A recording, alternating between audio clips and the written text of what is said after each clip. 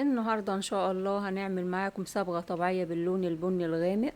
صبغة طبيعية بدون اي مواد ضارة للشعر، بدون كيماويات، بدون اكسجين. هيقعد معانا فترة اطول. هنستخدم الوصفة ديت مرة كل شهر لتغطية شيب الشعر. وكمان مكوناتنا فيها مكونات طبيعية لتقوية الشعر، لإطالة الشعر، لتنعيم الشعر. يلا بينا نشوف المكونات بتاعتنا ايه هي. المكونات بتاعتنا النهاردة معانا قشر الرمان. قشر الرمان دوت له فوائد كتير للشعر. قشر الرمان بيشيل قشرة الشعر نهائي، وبيحافظ على لون الشعر، وبيغذي الشعر من الجذور للأطراف، وبيعالج تساقط الشعر، وبيقضي على شيب الشعر نهائي. ومعانا كمان معلقة صغيرة قهوة ومعلقة صغيرة من الشاي. الشاي العادي اللي احنا بنشربه في البيت، والقهوة العادية برضو اللي احنا بنستعملها في البيت.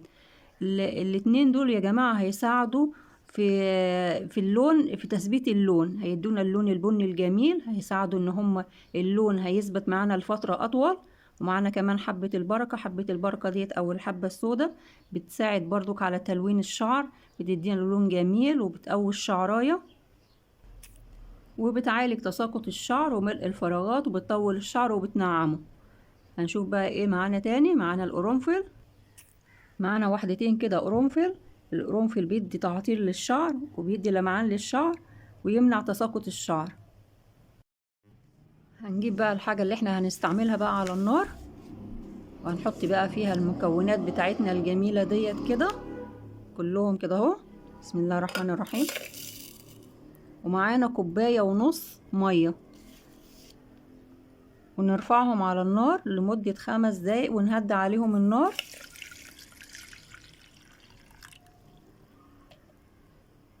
وبعد كده نصفيهم ونكمل الوصفة بتاعتنا. انا كده بقى رفعتهم على النار اهو، ومهدية عليهم النار. انا عايزة بقى الزيوت بتاعتهم تنزل كلها في المية، واللون بتاعهم الجميل اهو. منستعجلش عليهم. انا عايزة بقى ايه، اللون بتاعهم ينزل بقى كله، اللون بقى يبقى غامق كده خالص كده، اللون البني الجميل دوت اللي هيشيل بقى شيب الشعر، وهيدينا اللون الطبيعي، هيرجع لنا بقى شعرنا اللون الطبيعي اهو. هكمل بقى كده، اخليهم لمدة 5 دقايق كده اهوت، وبعدين اصفيهم ونكمل الوصفة بتاعتنا. وكده بقى الوصفة بتاعتنا اهي. شايفين بقى اللون بقى وصل لدرجة ايه. سبتهم بقى على النار لمدة اكتر من 5 دقايق. اجيب بقى كده الحاجة بقى واصفيهم. اجيب بقى المصفى بتاعتنا، ونصفي بقى المكونات الجميلة بتاعتنا ديت كده. بسم الله الرحمن الرحيم. ونكمل باقي الوصفة بتاعتنا. يلا بقى نكمل اخر حاجة في وصفتنا النهاردة. معانا معلقتين حنة، الحنة الاسواني الجميلة بتاعتنا. بنجيبها من عند العطار، نقول له عايزين حنة اسواني. اجمل نوع حنة يا جماعة الحنة الاسواني. معلقتين كبار بقى كده حنة. لو انتي مش حابة الحنة ممكن تستبدليهم بالنشا. وهنرفعهم على النار، وهيبقى برضو الوصفة نفس الوصفة ديت، بس من وقت للتاني يا جماعة لازم نستعمل الحنة. الحنة برضو مغذية للشعر، مغذية لفروة الشعر، جميلة جدا للشعر.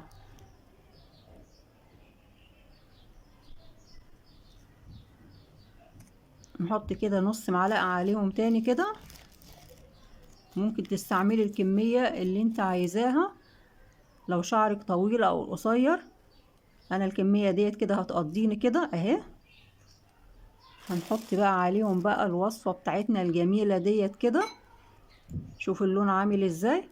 هنحط بقى حبة حبة علشان مش عايزين ولا يبقى تقيل قوي ولا يبقى خفيف قوي، ونقلبهم كويس. بسم الله الرحمن الرحيم اهو.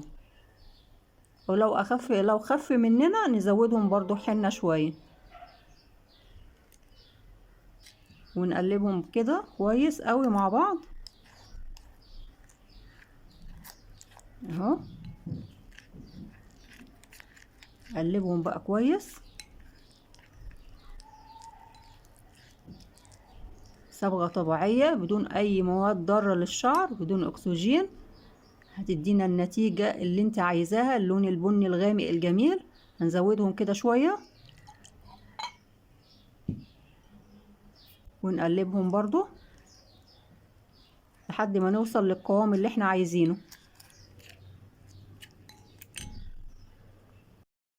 انا كده بعد ما قلبتهم كويس وهو مع بعض اهو.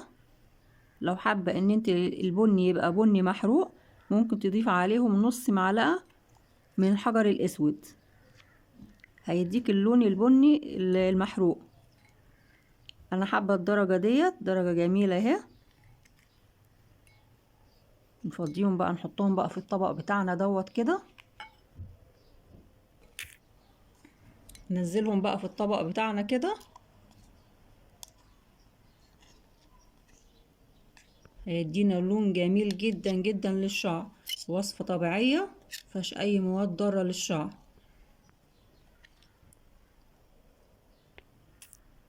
ودي بقى وصفتنا النهاردة، صبغة طبيعية باللون البني، صبغة ما فيهاش اي مواد ضارة للشعر.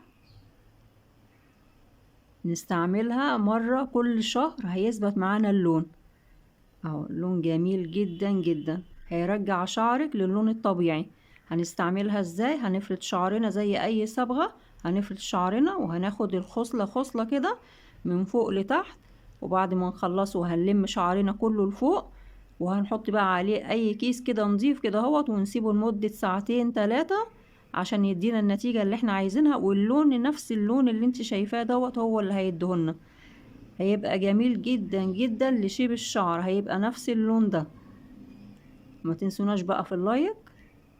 يا رب الوصفة بتاعتنا تكون النهاردة عجبتكم، والسلام عليكم ورحمة الله وبركاته.